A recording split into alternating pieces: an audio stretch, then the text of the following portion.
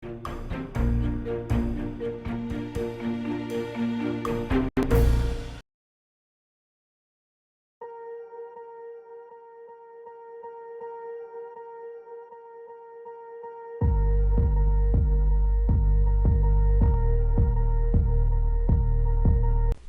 반갑습니다. 11월 1일 화요일 마감 시간입니다. 자, 시작이 너무 세게 올랐습니다. 코스피가 1.8%나 상승하면서 물론 올라가니까 기분은 좋은데 단기 저항대까지 너무 급하게 땡기는 모습인 것 같아서 살짝 걱정이 되는 모습이 좀 있습니다. 물론 이대로 그냥 뚫고 넘어가도 상관없겠죠. 뭐 수급도 잘 받쳐주고 있고 상승 흐름을 계속 이어간다. 그래서 나쁠 건 없겠습니다만 단기에 너무 올라오게 된다라면 흔들리는 변동성이 더 커질 수가 있거든요. 그러니까 이런 부분들은 조금 주의가 필요할 것 같다 생각이 좀 들어요. 자, 어쨌든 오늘은 외국인 매수가 예상했던 대로 5천억까지 들어오네요. 그래서 쭉 치고 들어가면서 대용주 위주의 강세장을 만들었고요. 뭐 오늘 원전 테마주들 같은 경우도 강했고 대체적으로 코스피 위주의 그런 강세 흐름이 만들어졌다고 보시면 되겠습니다. 자, 그러다 보니까 시장을 끌어올리는 것은 대형주, 그 다음에 외국인 수급, 이 모든 조건이 다 맞아떨어지고 있잖아요. 자, 그렇다면 시장은 본격 랠리를 시작할 수 있을 것인가, 거기에 대한 부분들이 또 관심을 좀 끌게 됩니다. 그래서 이 내용들을 꼭 참고해 보실 필요가 있을 것 같은데 차트 보면서 좀 상황을 알아보도록 하죠. 자, 종합주가지수 상황 먼저 좀 보시면은요, 적당히 오른 수준이 아니라 조금 많이 올랐습니다. 오늘 분봉 상황 보시면 12시경에 살짝 꺾이는 모습이 있었는데 그 이후에 더 치고 넘어갔거든요. 그래서 보통은 오늘은 오후 늦지막히 매수가 좀 필요하지 않았나 싶었는데요. 보통 2시 넘어가면서부터 바로 상황이 바뀌기 시작해가지고요. 쭉 치고 넘어가는 흐름이 나타났습니다. 마감까지 더 치고 올라간 모습이고 수급 통양도 나쁘지 않았어요. 그렇기 때문에 이런 부분들을 본다라면은 연속 상승을 더 보일 수 있지 않겠는가, 뭔가 기대감이 더 큰 게 있지 않겠는가 생각되기도 합니다. 물론 FOMC 결과에 대한 부분들이 나쁘지 않을 것이다. 뭐 일단 우리가 예상한 대로 뭐 호재성 재료로 좀 만들어질 것이다. 등등등 여러 가지 얘기가 나오고 있습니다만 일단 그건 또 가봐야지 하는 거잖아요. 또 그리고 그런 것들을 시장이 어떻게 받아들이냐가 또 문제가 되지 않겠습니까? 특별하게 변한 건 없는데 시장이 그것을 예전에는 악재로 받아들였다가 지금 또 호재로 받아들인다. 이렇게 생각하는 것도 좀 웃기는 얘기죠. 그러니까 이런 내용들은 어쨌건 지금 현재 시장을 끌어올리기 위한 어떤 핑계거리라고 생각할 수도 있겠는데 근데 생각했던 것보다 너무 많이 올랐어요. 주가가 좀 오랫동안 길게 상승하려면 이렇게 몸통이 크게 나타나는 게 아니라 천천히 진행이 돼야 되거든요. 근데 이렇게 치고 올라가는 부분들을 외국인이 매수하고 있었다라는 것이 또 중요한 모습이거든요. 오늘 코스닥 같은 경우는 그 정도까지 아니에요. 왜냐하면 코스닥 쪽에서는 수급이 그렇게까지 좋지 않았거든요. 그렇기 때문에 이런 내용을 보게 되면 코스피 대형적으로 자금이 많이 쏠렸을 가능성이 높은데 근데 전체적으로 분위기가 좋으니까 또 끌어올려졌어요. 그러면 코스피 쪽에서는 일단 단기 상승에 대한 포인트가 만들어지면서 조금 뒤로 물러나는 모습이 나타날 수 있고요. 그 다음에 코스닥 쪽 또는 중소형주 위주의 반등이 바로 또 이어져서 들어올 수도 있겠다라고 판단할 수도 있겠죠. 시장이 상승한다면 그런 가능성이 충분히 녹아들고 있다라고 보시면 되겠습니다. 이렇게 됐을 때는 뭐 저항대 돌파도 한번 기대해 볼 만한 내용이 될 것 같긴 한데 글쎄요, 이렇게까지 이 주가 반등률이 갑자기 만들어지게 되면은 약간 스텝이 꼬일 수도 있다는 것을 좀 참고하셔야 되긴 해야 될 것 같습니다. 자, 수급통에 보시면은요, 아침 시황에서 설명드렸던 자리가 2,500억 정도 됐죠? 그 다음에 속도적인 부분들이 어느 정도 진행이 되고 있었기 때문에 아마 한 1,500억 정도 더 들어와서 5,000억 정도 맞춰주지 않을까 생각했는데 딱 그 정도 4,940억 정도 들어왔습니다. 그래서 외국인 수급은 어느 정도 흐름을 맞게 잘 타고 들어갔다고 보시면 될 것 같고, 코스닥 쪽 같은 경우는 외국인들의 모양새가 막판에 훅 들어가면서 그나마 명맥을 좀 지켜줬는데 그다지 썩 좋지 않았어요. 코스닥 쪽 같은 경우는 분위기가 아주 좋은 쪽에 속하지 않는다라고 생각해 보실 필요는 있겠습니다. 그래서 그런 내용이고, 오늘 거래소 쪽이 중요하죠. 결국에는 금융투자가 순매수 들어갔고요. 연기금은 매수를 다 줄여가지고 거의 매도 근처 보합까지 또 떨어진 모습입니다. 그러니까 연기금은 올해 내내 이제 이런 모습 보일 거고 내년 상반기가 돼야지 매수가 좀 들어온다고 그랬잖아요. 그러니까 얘네들 신경 쓰지 마시고, 지금 금융투자와 외국인이 들어왔는데 지금 시장의 매매 주체가 외국인이고 아직까지는 매수가 들어가는 모습이긴 한데 단기 저항 때까지 들어오는 저 위치가 매집의 포지션, 매집의 범위 안에 들어가 있는 것인지 이거는 한번 지켜봐야 될 것 같습니다. 그래서 약간은 공격적인 것보다는 조금 뒤로 물러나서 살펴봐야 될 필요성이 있지 않을까, 스텝을 약간 조절해야 되지 않을까 생각되는 그런 모습이 있으니까 같이 이런 부분들은 잘 생각해 주시면 좋을 것 같습니다. 자, 시총 상위 종목들 살펴보면은요, 오늘 삼성전자가 6만원 안착을 해버렸습니다. 아, 좋은 모습이죠. 이제 6만 전자의 시대가 열리는 것인가 뭐 이런 기대감이 좀 생기기도 하고요. 그 다음에 SK 하이닉스가 1.4% 정도 상승하면서 다시 반등의 불이 살리고 있습니다.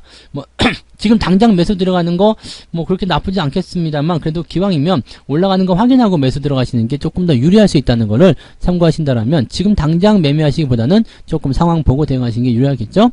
자, 오늘 가장 특징적인 것은 LG화학이요. 11%나 상승해버렸고요. LG에너지솔루션도 6.6%나 올랐습니다. 56만원이요. 지금 퍼가 930, 300까지 올라갔는데 야, 이거 지금 이런 식으로 올라가도 되나 싶을 정도로 계속 올라가거든요. 뭔가 의도한 바가 있겠죠. 외국인들이 매수가 들어온 부분도 좀 있고 단기적으로 상승할 수 있는 부분도 있으니까 뭐 그런 의도한 바가 있겠다 싶기도 한데 그렇다고 하더라도 조금 너무 과하단 말이죠. 그러니까 이런 부분들 참고하시고 SDI도 지금 3%대 올라가면서 지금 코스피 쪽에 있는 2차전지 관련주들이 강하게 상승했습니다. 근데 여기서 한 가지 생각할 거 코스닥으로 넘어가면은요 2차전지 소재 쪽은 별로예요. 네. 에코프로비엠이나 LNF 이쪽은 별로죠. 네, 이런 상황이 만들어지고 있다는 거.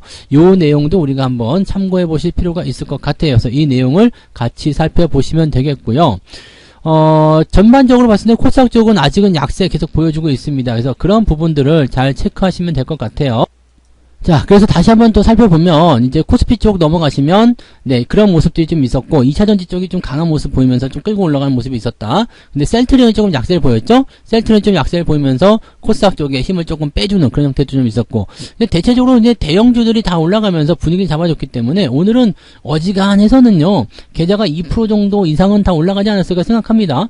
뭐, 제가 보는 관점에서 계좌가 많이 올라가신 분들은 한 3%까지도 반등했을 것 같은데, 자, 아무튼 이런 흐름들이 나타나게 되면 좋은 현상이라고 보시면 되겠죠. 반면에 코스닥 같은 경우는 그냥 비리비리 했다는 거. 네, 그냥 올라간 기업도 있겠죠. 하지만 변동성 보이는 기업들이 제법 있었고요. 그 다음에 그런 것들에 노출이 되면서 또 시총 상위 종목들이 있다 보니까 막 뒤섞이는 그런 형태가 나타나서 약간 혼란스러웠다. 그래서 코스닥은 좀 올라가기 어려웠다라고 판단하시면 될 것 같아요. 자, 오늘 개별주들 등락폭을 한번 살펴보죠. 한전기술, 원전 관련한 종목이 대장을 칩니다. 지금 한전기술, 한전산업, BHI 이런 것들이 지금 네 원전 관련한 그런 종목들인데 뭐 원전 관련해서 대형주들도 많이 올랐어요. 한전 KPS라든지 이런 것들도 강세를 좀 보였고요. 두산 에너빌리티 이런 것들도 지금 보면은 19%대 상승이잖아요. 그러니까 얘네들은 이제 추가 상승이 나타날 수 있는 가능성이 있어요. 그러니까 지금 정책적인 부분들이 아직 눈앞에 드러나지 않고 있는데 시장이 좋아지는 관계 속에서 정책주들이 나타나기 시작하면 이제 앞으로 상승할 수 있는 어떤 배경들을 또 끄집어낼 수도 있겠죠. 그러니까 이런 부분들이 오늘 주를 잃었다고 보시면 될 것 같고요. 특별한 개별주나 테마주들도 오늘 강세가 있다라는 걸 참고하시면 됩니다. 자, 그 다음에 오늘 상승폭은 조금 더 확장이 됐네요. 3.7%까지 반등하는 모습이 좀 있었으니까 이렇게 되면은 상승 쪽으로 들어간 종목도 조금 더 많아졌고요. 그 다음에 상승폭도 훨씬 더 커졌을 것이다 생각이 드네요. 자, 그 다음에 하락률 상위를 살펴보시면 SD생명공학이 하한가 기록이 된 모습이고요. 오늘 보면 이제 제약바이오가 조금 약세 보이는 모습 좀 있죠. 아까 전에 보셨던 뭐 HLB라든지 네, 이런 종목들도 오늘은 좀 약세가 나왔었거든요. 그러니까 이런 거 약간 약세 들어가는 모습들이 좀 있는데 요거 뭐 셀트론도 마찬가지겠지만 바이오 쪽이 좀 밀려나는 듯한 느낌이 좀 있다. 이 부분 한번 생각해 볼 필요 있겠어요. 자, 그 다음에 레드로버 이런 것들은 어차피 정리매매니까 신경 안 쓰셔도 되고요. 그다음 인버스 쪽이 다 줄줄이 하락세를 보이고 있습니다. 오늘 인버스나 고버스 갖고 있으면은 이번에 10월 달부터 시작해가지고 아주 큰 손실을 좀 봤을 것 같은데 글쎄요. 뭐 이쪽은 알아서들 잘 대응하셨기를 바라고요. 네. 자, 그 다음에 상승 폭은 3.7%였는데 하락폭은 마이너스 1.25%. 그러면은 상승 쪽으로 많이 기울었을 것이다. 오늘 내려간 종목이 분명히 있을 거예요. 여러분들 갖고 계신 종목들 중에서도 마이너스가 나온 종목이 있겠지만 크게 중요하지 않습니다. 왜냐면 상승한 종목이 월등히 많을 것이기 때문에. 그래서 오늘 계좌 상황은 어쨌든 편안하게 진행이 됐을 것이다 라고 생각하시면 좋을 것 같아요. 자, 매매 동향 살펴봅니다. 기관 쪽 같은 경우는 레버리지 매수입니다. 더 진행하겠다. 레버리지 가장 많이 샀어요. 삼성전자보다 더 많이 샀고요. 인버스는 네, 고퍼스 쪽은 매도를 쳐버리는 상황이기 때문에 지금 상태로 본다라면 이 기관 쪽 입장에서는 증시가 더 올라갈 것이다 라고 베팅을 하고 있는 거고요. 금융투자가 아마 그런 짓을 했겠죠. 네, 금융투자가 마지막에 치고 들어오면서 외국인 쟤네 저거 심상치 않아 라는 생각을 분명히 했을 거라 생각합니다. 그러면 시장에 대한 관점은 조금 더 단기적인 상승이나마 더 이어갈 수 있겠다라고 판단해 볼 수가 있겠죠. 아니면 적어도 내일 오전 정도까지는, 내일 아침 시점까지는 더 올라갈 것 같다라고 판단해 보실 필요성도 있을 것 같아요. 자, 외국인들은 어땠을까요? 외국인들은 LG에너지솔루션, SDI, LG화학, 자, 이쪽으로 집중이 확 되는 모습인데, 이 부분은 지금 뭐 2차전지 쪽에 관련한 그런 내용이라고 판단하시면 되겠지만, 약간 고평가된 느낌이 있는데, 이 부분을 왜 이렇게 들어가고 있는지는 아직까지는 잘 모르겠어요. 근데 뭐 뭔가 뜻한 바가 있으리라 생각하고요. 그 다음에 삼성전자, 하나솔루션, 뭐 이런 쪽으로 매수가 좀 들어가 있습니다. 그리고 고퍼스, 네, 팔아먹고 있는 거, 이거 우리가 주목해 봐야 되겠죠. 그래서 외국인들 같은 경우는 지금 시장 자체는 전체적으로 봤을 때 상승에 대한 어떤 포지션은 단기적으로 좀 벅차다는 느낌을 좀 갖고 있는 것 같아요. 왜냐면 안 그랬으면 삼성전자나 뭐 이런 것들 더 많이 사면서 시장을 밀어붙이는 그런 모습이 좀 있을 텐데, 레버리지 쪽에는 관여를 안 했단 말이에요. 그리고 인버스를 팔았다는 것은 내려가지도 않는다는 얘기죠. 그러니까 현재 시점에서 일단은 대형주들은 버틸 것이다 라고 얘기를 하고 있는 부분이고요.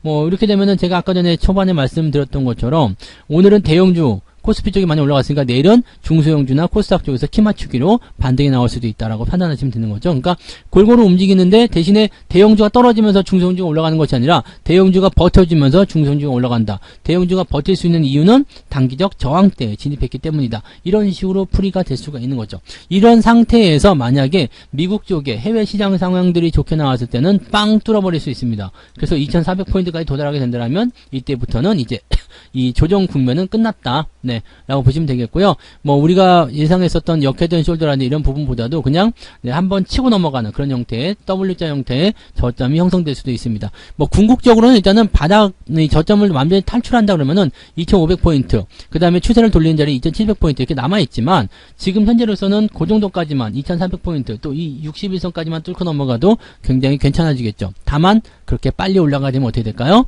이격이 벌어지기 때문에 단기 조정은 피할 수 없습니다. 근데 여기서 또 우리가 기대할 수 있는 것은 돌파하고 나서 들어와서 지지선 나가는 이런 형태의 눌림목 자리가 만들어지게 되면 오히려 더 좋습니다. 그래서 빵 뚫고 올라가서 살짝 들어와서 지지선 확보해주고 다시 나가게 된다면 훨씬 더 건강하게 주가가 상승할 수 있다는 것을 생각하시면 되겠습니다.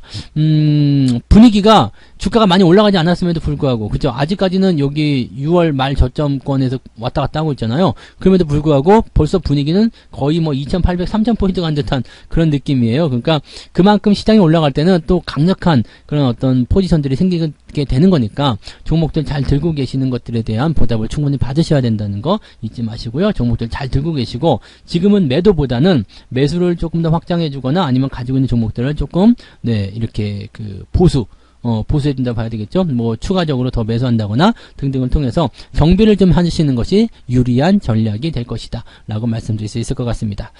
오늘 편안한 저녁 되실 수 있을 것 같죠? 주가 잘 올라왔으니까 뭐 살짝 흔들리더라도 크게 걱정 없을 테고요. 편안하게 저녁 잘 보내시고요. 저는 내일 아침에 다시 뵙도록 하겠습니다. 오늘도 고생하셨어요. 고맙습니다. 본 방송에서 제공되는 모든 정보는 투자 판단의 참고 자료이며 투자의 최종 책임은 본 방송을 이용하는 본인에게 있습니다.